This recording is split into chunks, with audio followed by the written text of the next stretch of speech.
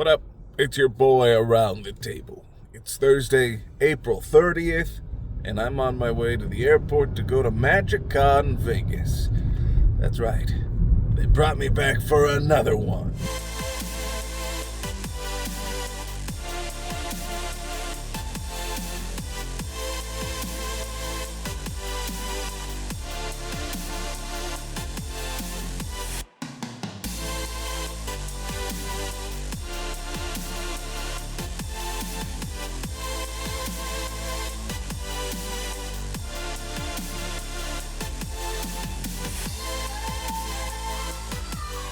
Last year, I went to my first MagicCon in Atlanta by working as part of the host team, which is one of the groups of people that facilitate the convention in a variety of ways.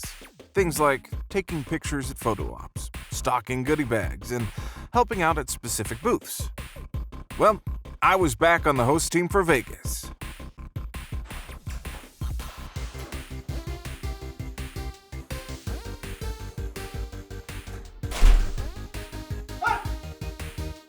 All right, we made it.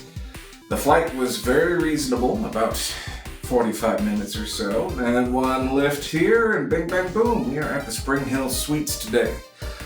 I think I'm more prepared now than I was for Atlanta, especially in the the foot region.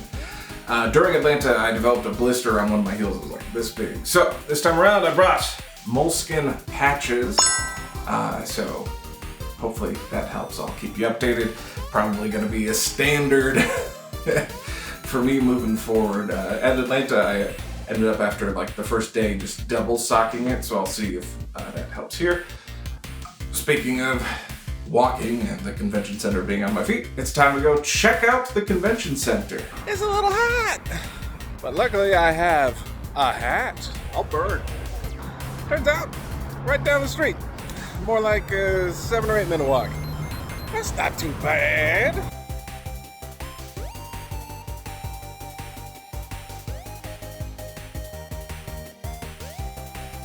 Got in, got my badge and other convention-related necessities, and explored the floor a bit before we had our host team meeting. I wasn't the only early bird around, though. There was an excited team member straight from Bloomberg.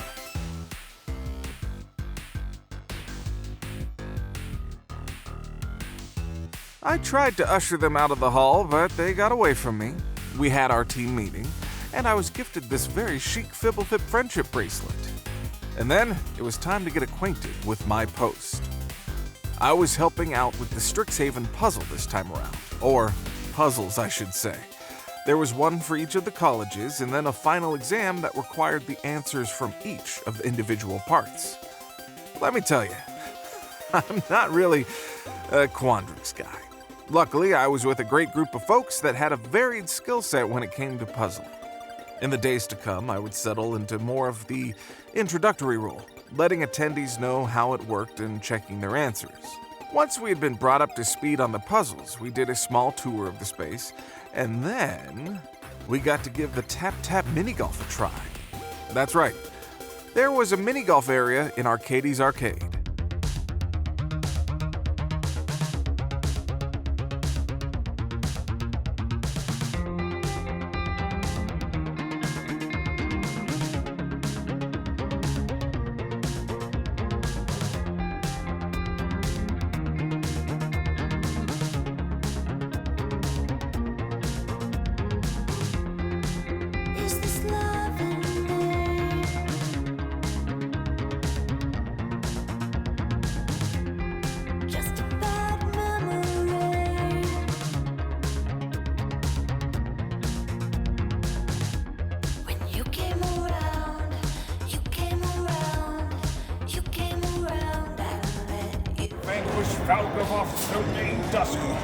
Yes! My first?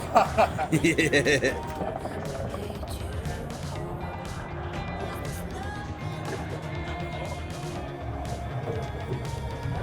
Oh, there it goes, there it goes, there it goes, there it goes.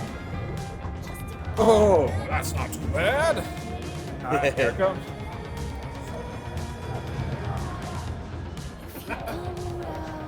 Just tap it in. Yay, you got it. Good job.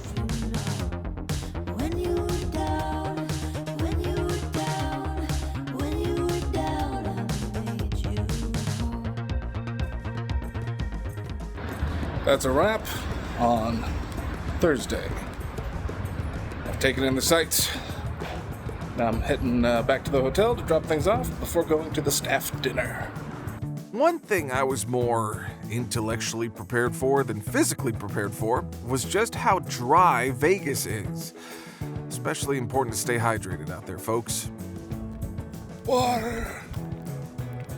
Water! We had a team dinner at the Peppermill, then back to the hotel. One of my goals for this convention was to be able to play more games of Commander than I did at MagicCon Atlanta last year. Which those of you who watched that video know that I played exactly 0 games of Commander in Atlanta. But Thursday night, I actually got a game in. Actually, here's the decks I brought. Inspirit, flagship vessel. This is the current iteration of my Jinxed Choker deck. Bebop and Rocksteady, a Golgari beatdown deck with some very minor discard and graveyard shenanigans. Shadowheart, Dark Justiciar with the background Master Chef. I think it still needs some work, but I brought it to get some games in, and I also wanted to try to get Shadowheart signed by the artist. Astarion, the Decadent. I put this deck together to capitalize on Astarion's end step ability by using cards that reduces a player's life total by half. Mono Black Goblins. Yes, it's real. Longtime viewers are probably tired of hearing about it, but this is one of my pet decks. Over the course of the convention, I got 3 games in. One 3-player game with Inspirit where I managed to get one of the players killed with a Jinxed Choker. But they got me down to 1 life in the process. I had stabilized a bit, but it was getting late, so I conceded to the remaining player.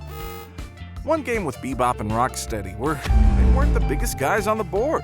And after some knockout turns, me and 2 other players got Craterhoofed because nobody managed to find a board wipe the entire game. And one game with Shadowheart that was a Kingdoms 6-player game.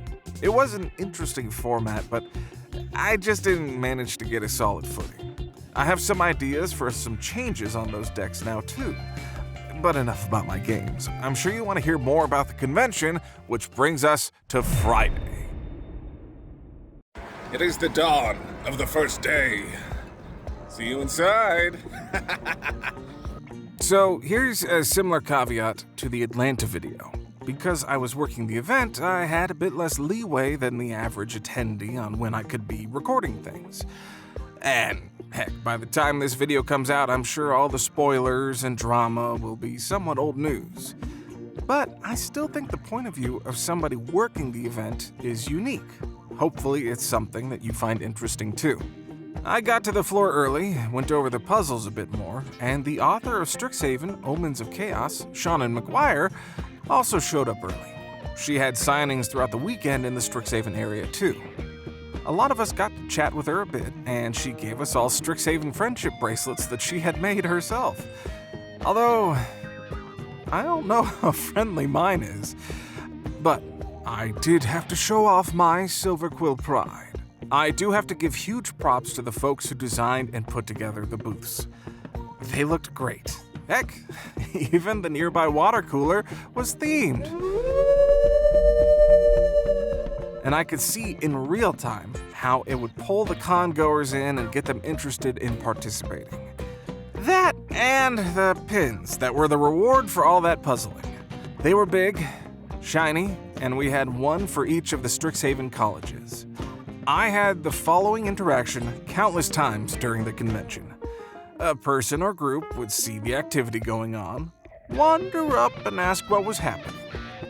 I would give them the spiel about the puzzles, and they would ask what they got as a reward. I would then point to the Silver Quill pin that I had on my chest, and their eyes would light up. One thing that I learned at this convention is that Magic players love pins. Oh, yeah, I guess I already knew that. Speaking of pins, one thing I experienced this time around that I didn't in Atlanta was pin trading. Con-goers are encouraged to exchange pins with the staff and each other, and there is an exclusive pin that you can only get from trading with staff. In Atlanta, I didn't really know that was a thing, and didn't have any pins until late into the last day. But this time around, I came prepared with pins I did end up with after Atlanta. In all the excitement and hustle and bustle, I didn't really keep track of all the pins that I traded, but one of the more memorable times was trading this gigantic Tesseract. The picture doesn't do it justice. This thing was enormous, especially when it's hanging around your neck. I was thinking, should I even bring this one? But some intrepid pin collector was ecstatic when I mentioned it was up for grabs. Just goes to show, you never know what will make somebody's day. And I'm also glad to finally get that weight off my chest. Literally. It was so big. I believe this was the largest and most attended MagicCon. And I don't have exact numbers, but between attendees and people working, I think there was around like 25,000 people. While it felt like just about all of them came through the Strixhaven booth, the magnitude of it didn't quite sink in until I had a chance to wander around on a break and see the hall in full swing. Oh, sorry, halls. I spent most of my time in one of the halls, but ticketed play, free play, the command zone, and the pro tour were all in a different hall. One that was open until about midnight on Friday and Saturday. So, after the exhibition floor closed, I went over to check it out, and it was massive.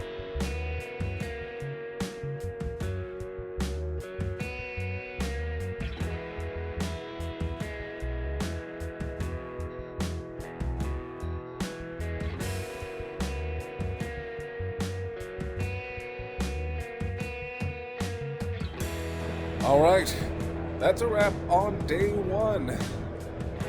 Woo. Spent a lot of time in the Strixhaven zone, helping people with the puzzles and things. I think it's time for dinner.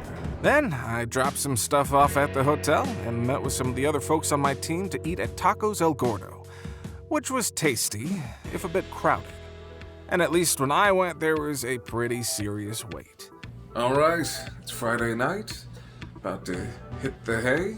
I was just playing some Commander in the hotel lobby, so hey, I'm already outdoing my MagicCon Atlanta Commander count by 200%? I don't know if that's how percentages work, but looking forward to Saturday. All right, it's Saturday morning. I'm running a little later than I wanted to. I'm still going to be on time for the start of the show, but I wanted to get there a little early.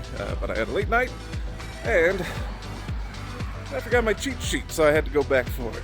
Since I'm not a Quandrix guy. Can't remember all that math. See you in there. Unlike Atlanta, where I was in the floater group of hosts, meaning my day-to-day could end up being fairly different depending on what kind of help was needed. This time around, I was always at the Strixhaven booth. That was fine by me, but it did mean that during the days, I did see less of the convention generally. However, I did use a break to stop by and see the cat lair.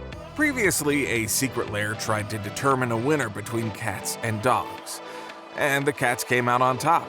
To celebrate this and preview a new cat-themed super drop, there was a kitten zone in the convention hall that players could either play around it at tables or actually play with the adoptable kittens. Now, I'm a cat dad. Statistically speaking, about 1/3 of the time I spent working on this video was actually spent trying to appease one of my 2 cats enough to get them off of my desk and let me get back to work. Here's a few more pictures of them for good measure, too. Oh. What were we talking about again? Oh, yeah, it seems like getting to play with the kittens was a pretty hot commodity. I'm not sure exactly what the ticket distribution was like, but every time I saw the kitten zone, it was pretty packed. There was also generally a line to see me. In most cases, this was because I held the keys to getting those sweet, sweet pins. But there were a few folks who recognized me from around the table. The conversations ranged from, "Hey, did you do that short about Commander Nights?" to, "We really love your content. Please keep making it," with a, "Wait, are you working the event?" thrown in there. Heck, I even saw some familiar faces from the last MagicCon as well. A big thanks to all the people who came up to say hi and mention that they were fans. Hope to see you all at the next MagicCons as well. All right, it's the end of day 2, Saturday night.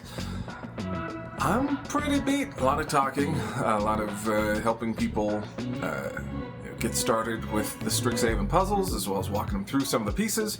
A lot of deep voice and trying to impart the arcane nature of it.